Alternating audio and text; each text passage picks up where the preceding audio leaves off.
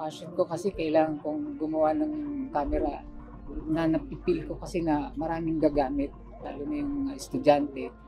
So far, yung sa kamerang nagagawa ko, tinatanong ko rin sa sarili ko kung gaano kadami o volume nagagawa natin. Dahil mas sa 100%, nasa 75-80% nagagawa ko kung halimbawa marami. Kung dudublihin ko nga lang yung sarili ko, mas marami pa ako magagawa. Ako si Mr. Diosdado San Juan, kilala bilang Dads or Dado ang tawag sa akin. Pero yung nakasanayan ng Dads. Matagal na ako dito, since early 80s pa.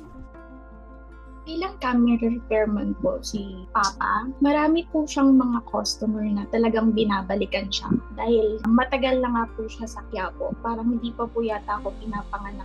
Nasa Quiapo na po siya. Ako po si Jessica Samuel po, anak po ako ni Mang Dad.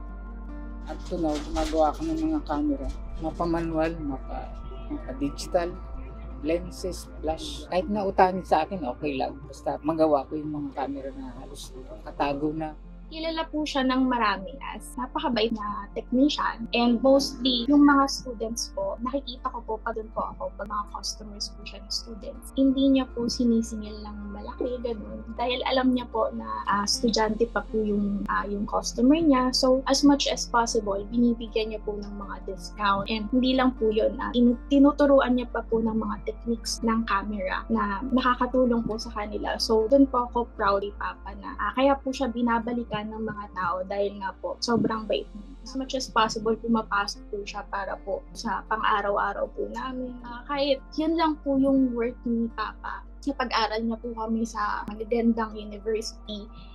Ang naging bunga naman ito at least napatapos ko naman yung 2 kids ko, 2 nurse. At least nasa abroad na po sila. Then yung isa ko, nakatapos na rin ng engineer. Pinagsabay ko naman yung photography saka repair. Kaya nakaraos naman. So, paunti-unti na nairaos ko. Saka kigad, hihingi rin tayo ng tulong. Saka yung ingat ko sa sarili ko para tumagal ng ganito ang edad ko.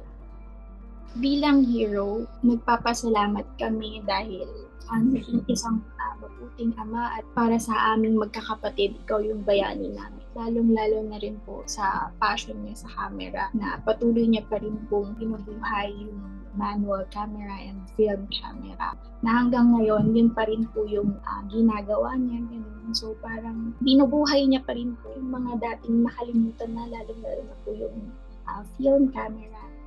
Ang inspirasyon ko kasi kaya pinagtsagaan ko yung pagbubutingting sa camera dahil sabi ko sa sarili ko, nahihina yung photography.